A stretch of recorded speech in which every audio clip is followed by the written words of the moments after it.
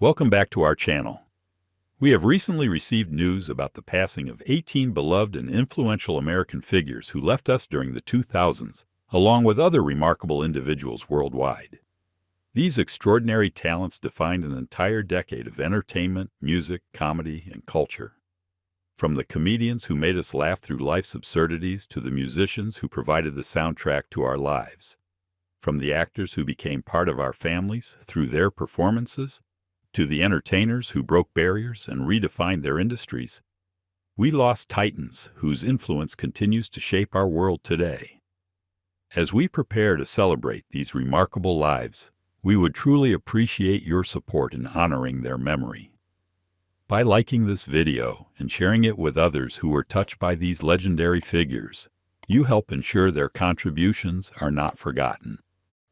Just days ago marked another anniversary of losing John Ritter, beloved comedic actor and television icon, who died at age 54 on September 11, 2003.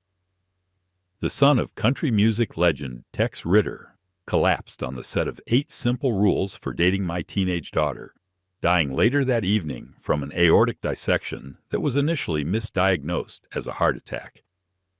This comes as a painful shock, even years later, as fans remember how suddenly we lost one of television's most gifted physical comedians. His death at the height of his career revival left a devastating void in American comedy. Born in Burbank, California in 1948, Ritter was practically raised on television sets, making his acting debut at age 4 on his father's variety show.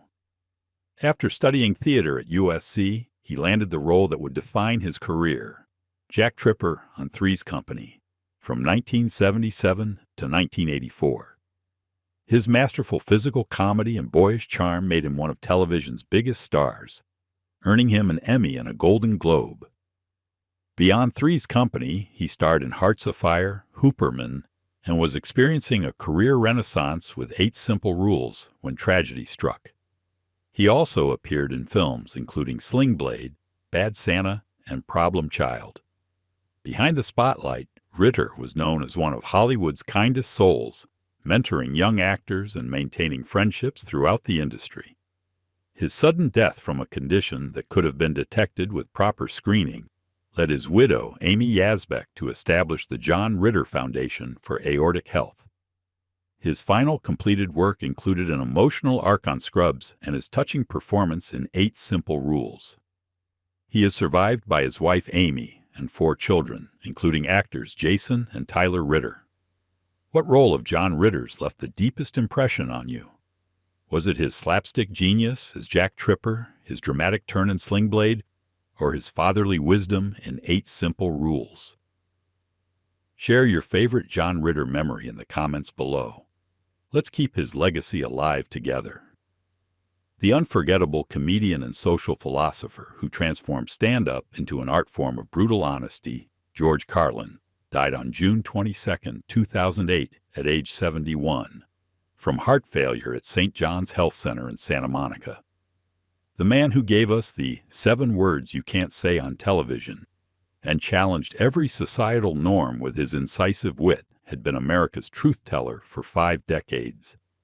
His death came just days after receiving the Mark Twain Prize for American Humor, cementing his legacy as one of comedy's most important voices. Born in Manhattan in 1937 and raised in Harlem, Carlin dropped out of high school and joined the Air Force, where he began performing comedy. He started as a clean-cut comedian in the 1960s, before transforming into the countercultural icon we remember, growing his hair and beard while his material became increasingly provocative. His 1972 7 words routine led to a Supreme Court case that defined broadcast indecency standards. Through 14 HBO specials and best-selling books, he dissected American hypocrisy with surgical precision, tackling religion, politics, and consumer culture fearlessly. The magnetic man in black who walked the line between darkness and redemption, Johnny Cash, died on September 12, 2003, at age 71, from complications of diabetes at Baptist Hospital in Nashville. Just 4 months after losing his beloved wife June Carter Cash, the country music icon's death marked the end of one of music's greatest love stories and most influential careers. His passing came shortly after completing his haunting cover of Hurt, which introduced him to a new generation and served as his powerful farewell to the world. Born J.R. Cash in Arkansas in 1932 to poor cotton farmers, Cash's early life in the Depression-era South shaped his empathy for society's outcasts and downtrodden.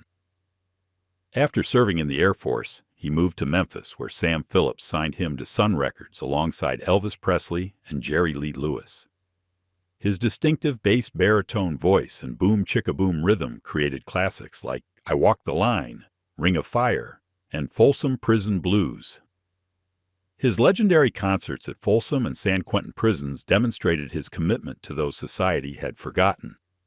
Throughout his career, he recorded over 1,500 songs and sold more than 90 million records worldwide.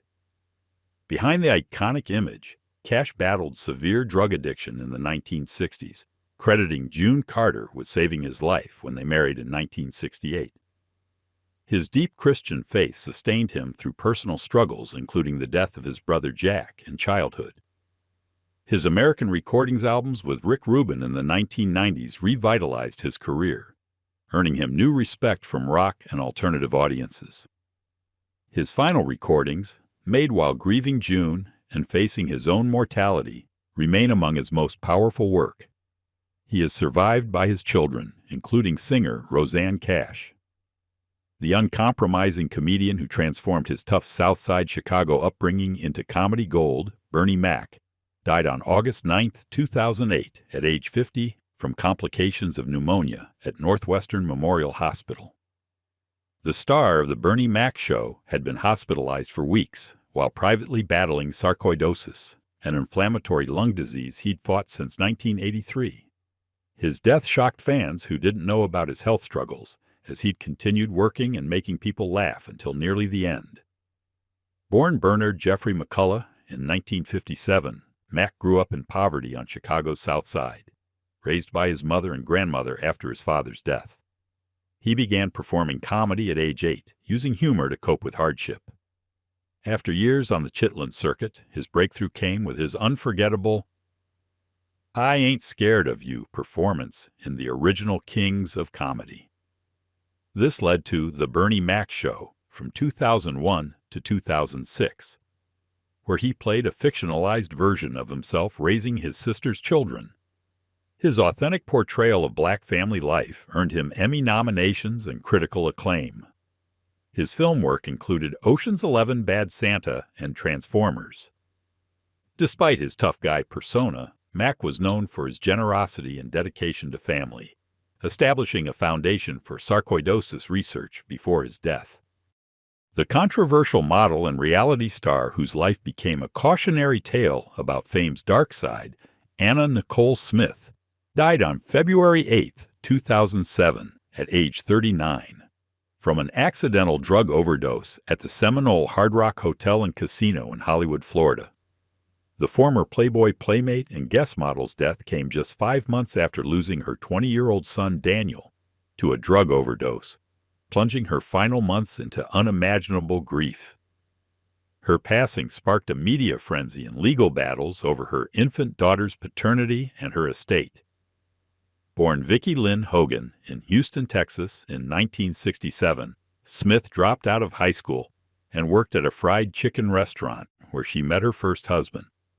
Her life changed when she began stripping and caught the attention of Playboy, becoming Playmate of the Year in 1993. Her marriage to 89-year-old billionaire J. Howard Marshall II, when she was 26, made her a tabloid fixture and led to a decades-long legal battle over his estate that reached the Supreme Court. The E! Reality show, The Anna Nicole Show, from 2002 to 2004, displayed her increasingly erratic behavior and weight struggles to millions. Behind the blonde bombshell image and tabloid headlines was a woman struggling with addiction, grief, and the pressures of fame she was unprepared to handle. Her son Daniel's death in her hospital room 3 days after she gave birth to daughter Danny Lynn destroyed her emotionally. Her final months were marked by bizarre public appearances and increasing drug dependence. She is survived by her daughter Danny Lynn, who was raised by photographer Larry Burkhead after a bitter paternity battle. The golden-haired angel who defined beauty for a generation before becoming a symbol of courage and illness, Farrah Fawcett, died on June 25, 2009, at age 62 from anal cancer at St. John's Health Center in Santa Monica. The Charlie's Angels star's death came the same day as Michael Jackson's, after a 3-year battle with cancer that she documented in the Emmy-nominated Farrah's Story. Her determination to control her narrative and raise awareness about her rare cancer transformed her from sex symbol to inspiration. Born in Corpus Christi, Texas in 1947, Fawcett was a devout Catholic who moved to Hollywood in 1968. Her career exploded with Charlie's Angels in 1976, though she left after one season seeking more challenging roles. Her iconic red swimsuit poster sold 12 million copies, becoming the best-selling poster of all time and defining 1970s beauty standards. She earned Emmy nominations for The Burning Bed, Small Sacrifices, and Poor Little Rich Girl, proving herself as a serious actress. Her relationship with Ryan O'Neal dominated tabloids for decades, producing son Redmond amid battles with addiction and infidelity. In her final years, Fawcett fought cancer with remarkable dignity, traveling to Germany for experimental treatments and creating a documentary about her experience. Her foundation continues funding cancer research, particularly for rare cancers often ignored by major research institutions. The incomparable godfather of soul who revolutionized American music with his explosive energy and innovative rhythms, James Brown, died on December 25, 2006, at age 73 from congestive heart failure resulting from pneumonia at Emory Crawford Long Hospital in Atlanta. The man who proclaimed, "I feel good," and demanded we get up off of that thing, passed away on Christmas morning, leaving behind a musical legacy that influenced everything from funk to hip-hop. His death ended a career that spanned 6 decades and fundamentally changed the landscape of popular music. Born in extreme poverty in South Carolina in 1933, Brown was abandoned by his mother at age 4 and raised in his aunt's brothel in Augusta, Georgia. After serving 3 years in reform school for armed robbery, he found salvation in music, forming the famous Flames in the 1950s. His breakthrough came with Please, Please, Please in 1956. But it was his revolutionary performances at the Apollo Theater and hits like Papa's Got a Brand New Bag and Say It Loud, I'm Black and I'm Proud that made him a cultural icon. His 1968 concert in Boston, the night after Martin Luther King Jr.'s assassination, is credited with preventing riots. He recorded over 800 songs and charted more singles on the Billboard Hot 100 than any other artist. Behind his dynamic stage presence, Brown was a complicated figure who faced numerous legal troubles, including domestic violence charges and tax problems. His perfectionism as a bandleader was legendary, fining musicians for missed notes or wrinkled uniforms. Despite personal demons, his musical innovations created the foundation for hip-hop, with his recordings being among the most sampled in history. His final performance came just 3 days before his death. He is survived by several children, though his estate became mired in legal battles. The nervous, bumbling deputy who became America's favorite small-town lawman, Don Knotts, died on February 24, 2006, at age 81, from pulmonary and respiratory complications at Cedars-Sinai Medical Center in Los Angeles. Best known for his Emmy-winning portrayal of Deputy Barney Fife on The Andy Griffith Show, Knotts' death marked the loss of one of television's most gifted character actors. His bug-eyed expressions and trembling intensity created a character so memorable that Barney Fife became shorthand for overzealous authority figures. Born Jesse Donald Knotts in Morgantown, West Virginia in 1924, his childhood was marked by his father's mental illness and death when Don was 13. After serving in the Army during World War II, where he entertained troops, Knotts pursued comedy through nightclubs and television. His breakthrough came on The Steve Allen Show, where his nervous man-on-the-street character caught Andy Griffith's attention. As Barney Fife from 1960 to 1965, he won 5 Emmy Awards, leaving the show for a film career that included The Incredible Mr. Limpet and The Ghost and Mr. Chicken. He later reunited with Griffith on Matlock and found new fans as Mr. Furley on Three's Company. The legendary actor and philanthropist whose piercing blue eyes and social conscience defined Hollywood nobility, Paul Newman, died on September 26, 2008, at age 83 from lung cancer at his home in Westport, Connecticut, surrounded by family and close friends. The 10-time Oscar nominee's death ended one of cinema's most distinguished careers and a life dedicated to both artistic excellence and humanitarian causes. His passing came after a private battle with cancer, maintaining his dignity and privacy until the end. Born in Shaker Heights, Ohio in 1925, Newman served in World War II as a Navy radio man before studying drama at Yale. His Broadway success led to Hollywood, where his breakthrough in Somebody Up There Likes Me launched a career spanning 5 decades. His performances in Cool Hand Luke, Butch Cassidy and the Sundance Kid, The Sting, and The Verdict established him as one of cinema's greatest actors, finally winning his Oscar for The Color of Money in 1986. Beyond acting, he directed 6 films and produced numerous others. His 50-year marriage to Joanne Woodward became Hollywood's gold standard for enduring love. Behind the movie star image was a man haunted by his son Scott's death from drug overdose in 1978, channeling his grief into philanthropy. Newman's own food company donated over $400 million to charity during his lifetime, while his hole-in-the-wall gang camps provided free experiences for seriously ill children. He continued racing cars competitively into his 80s, winning his class at Daytona at age 70. His final role in Cars as Doc Hudson introduced him to a new generation. He is survived by his wife Joanne and 5 daughters. The King of Pop, whose revolutionary music and tragic life made him the most famous entertainer on earth, Michael Jackson, died on June 25, 2009, at age 50 from acute propofol intoxication at his rented Holmby Hills mansion. The shocking death of the Thriller singer just weeks before his planned comeback concerts sent shockwaves around the globe, with millions gathering to mourn from Los Angeles to Lagos. His personal physician Conrad Murray's administration of the surgical anesthetic propofol led to involuntary manslaughter charges. Born in Gary, Indiana in 1958, Jackson's childhood was stolen by fame when the Jackson 5 exploded onto Motown's scene in 1969.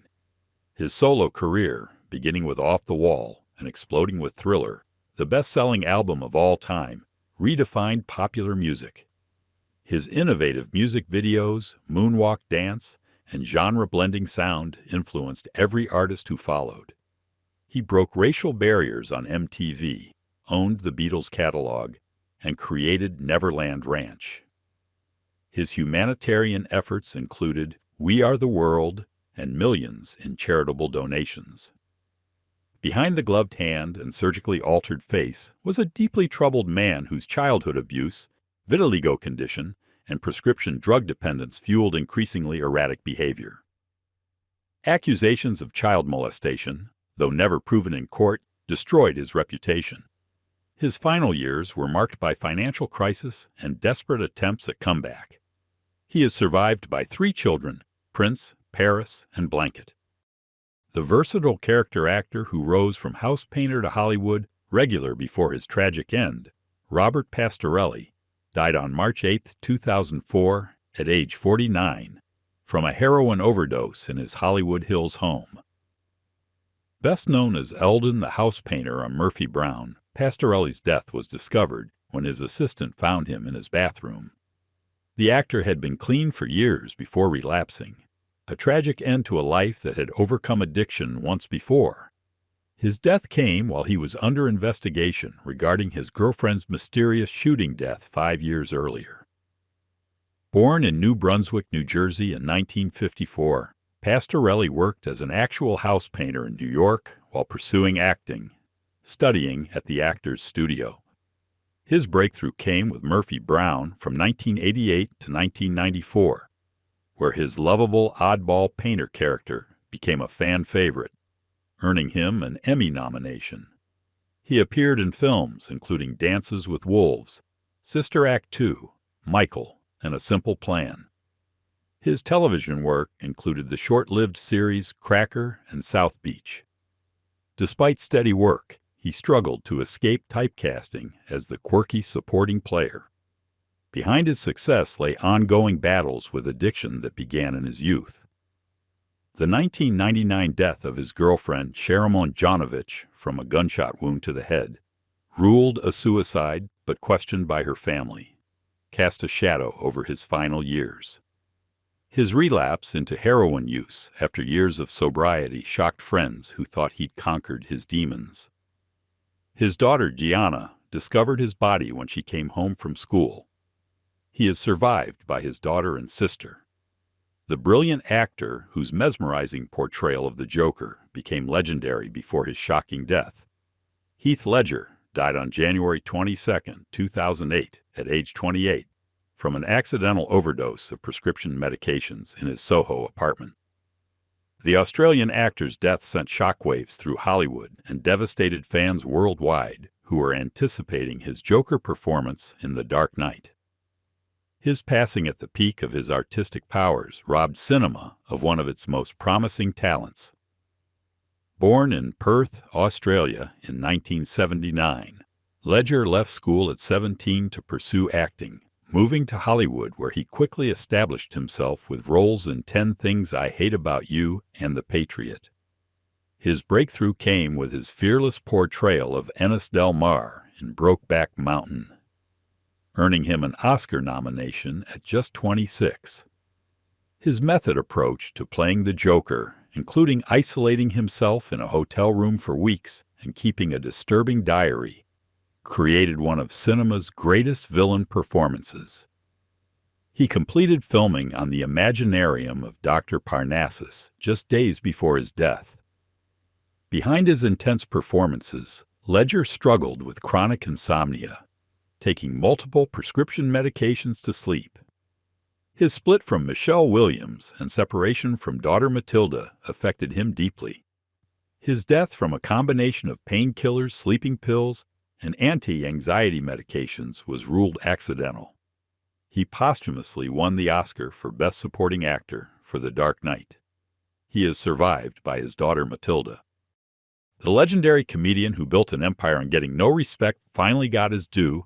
Rodney Dangerfield died on October 5, 2004, at age 82 from complications following heart valve replacement surgery at UCLA Medical Center. The man born Jacob Cohen transformed his lifetime of rejection into comedy gold, creating one of entertainment's most recognizable personas, with his red tie, bulging eyes, and constant fidgeting.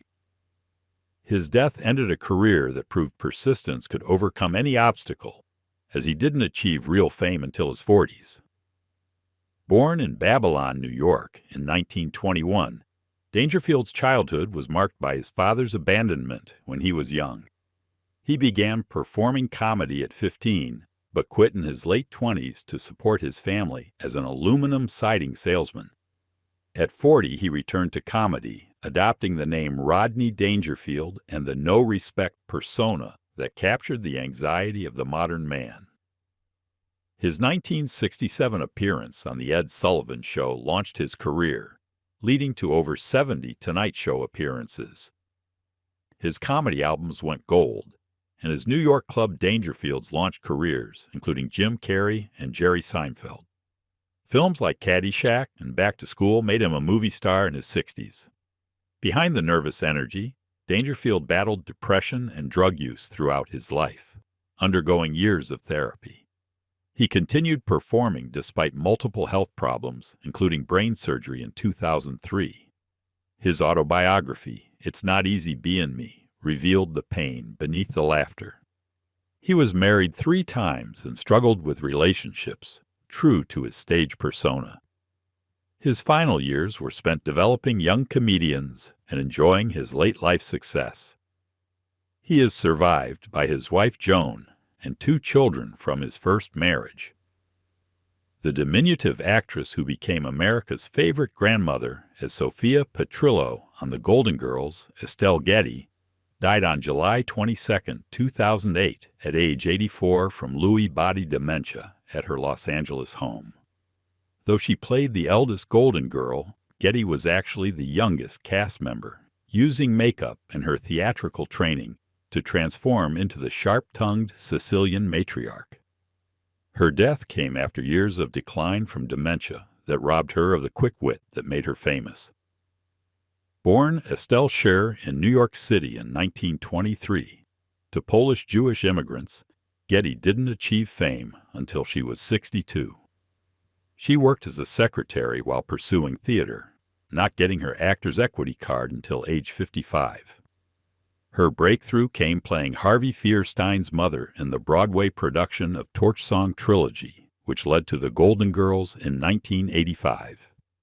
For 7 seasons, she delivered Sophia's withering one-liners and Picture It Sicily stories, winning an Emmy and becoming a gay icon. Her film work included Mannequin and Stuart Little. Behind Sophia's confidence was an actress plagued by stage fright who often forgot her lines, requiring cue cards even before her dementia diagnosis. Her final years were spent in declining health, unable to remember her iconic role. She is survived by her sons Carl and Barry Gettleman. The charismatic dancer-turned-actor who made women swoon and men respect him, Patrick Swayze, died on September 14, 2009, at age 57, from pancreatic cancer at his ranch in Los Angeles. The Dirty Dancing and Ghost Star's 20-month battle with one of cancer's deadliest forms became an inspiration as he continued working through chemotherapy, determined to live fully until the end. His death came after completing his final project, the television series The Beast, refusing to let illness define his final chapter. Born in Houston, Texas in 1952, Swayze was trained as a dancer by his mother, performing with the Houston Jazz Ballet before moving to New York. After knee injuries ended his dance career, he turned to acting, breaking through with The Outsiders and Red Dawn. His role as Johnny Castle in Dirty Dancing made him a global star, with Nobody Puts Baby in a Corner becoming iconic. Ghost solidified his romantic leading man status, while Point Break showed his action credentials. He co-wrote and performed She's Like the Wind, proving his musical talents.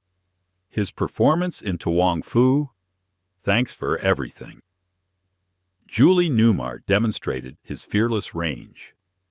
Behind the tough guy image was a man who battled alcoholism following his father's death and his sister's suicide. His 34-year marriage to Lisa Nemi, whom he met at his mother's dance studio when she was 15 and he was 19, remained strong through his struggles. When diagnosed with stage 4 pancreatic cancer in 2008, he approached it with characteristic determination, continuing to work on The Beast while undergoing treatment. His memoir, written with his wife during his final months, revealed his spiritual journey. He is survived by his wife Lisa, mother Patsy, and 4 siblings.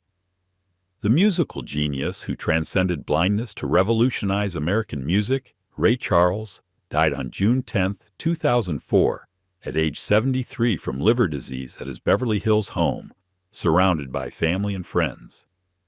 The man who broke down barriers between gospel, blues, country, and pop music passed away just months before Ray, the biographical film about his life, would win Jamie Foxx an Oscar. His death ended 7 decades of music that earned him the title, the Genius of Soul. Born Ray Charles Robinson in Albany, Georgia in 1930, He was blinded by glaucoma at age 7, shortly after witnessing his younger brother drown. His mother Aretha's tough love approach insisted he never use blindness as an excuse. At the Florida School for the Deaf and Blind, he learned to read and write music in Braille. Moving to Seattle, he dropped his surname to avoid confusion with boxer Sugar Ray Robinson. His fusion of gospel and blues in I Got a Woman created soul music. Hits like Georgia on My Mind, Hit the Road Jack, and I Can't Stop Loving You crossed all racial and musical boundaries. Behind the sunglasses and smile, Charles battled heroin addiction for 17 years before quitting cold turkey in 1965. His womanizing resulted in 12 children with 9 different women. He continued performing until shortly before his death, completing his final album Genius Loves Company. He is survived by his 12 children. The commanding actor, whose powerful presence defined epic cinema for generations, Charlton Heston, died on April 5, 2008, at age 84 from pneumonia at his Beverly Hills home, with his wife Lydia at his side. The man who portrayed Moses, Ben-Hur, and Michelangelo had been suffering from Alzheimer's disease since 2002, when he courageously announced his diagnosis publicly. His death marked the end of Hollywood's golden age of biblical and historical epics, closing the book on a career that spanned 6 decades. Born John Charles Carter in Illinois in 1923, Heston grew up in Michigan before serving as a radio operator and gunner on B-25 bombers during World War II. After studying theater at Northwestern University, he moved to New York, then Hollywood, where his commanding 6 feet 3 inches frame and classical features made him perfect for larger-than-life roles. His portrayal of Moses in the Ten Commandments and the title role in Ben-Hur, for which he won the Oscar, defined epic filmmaking. His performances in Planet of the Apes, The Omega Man, and Soylent Green made him a science fiction icon. He served as president of the Screen Actors Guild and later the National Rifle Association, becoming a controversial political figure. Behind the heroic roles was a devoted family man married to his wife Lydia for 64 years. His public announcement of his Alzheimer's diagnosis in 2002 brought awareness to the disease, though he withdrew from public life as symptoms progressed. His political activism, particularly his NRA leadership and From My Cold Dead Hands speech, divided audiences but reflected his deep convictions.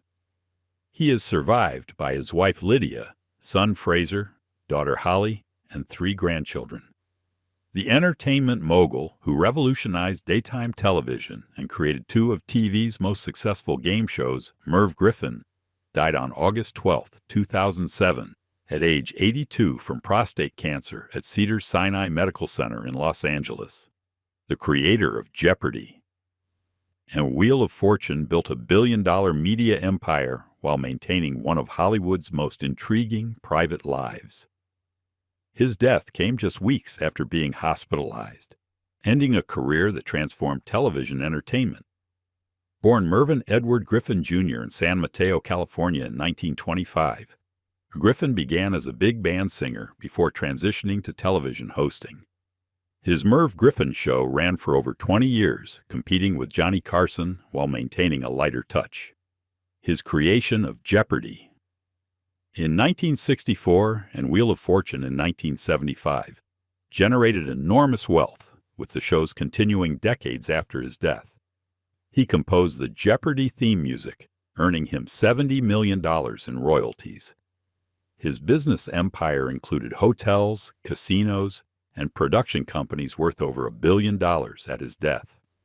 Despite his public persona, Griffin kept his personal life intensely private, never publicly acknowledging his homosexuality, despite it being an open secret in Hollywood. His longtime partnership with publicist Ronnie Ward lasted until Ward's death. He is survived by his son Tony from his brief marriage to Julian Wright. As we close this tribute to the 2000's departed legends, we are reminded that these 18 remarkable individuals didn't just entertain us, they fundamentally shaped how we understand art, music, comedy, and culture itself.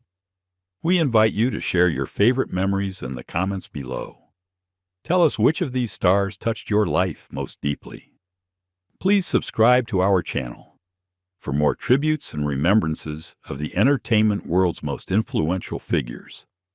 Hit the bell icon to stay updated on our latest videos honoring those who've shaped our culture. If this tribute moved you, please like and share it with others who may have been touched by these remarkable lives. We will continue honoring these legendary figures and ensuring their contributions are never forgotten.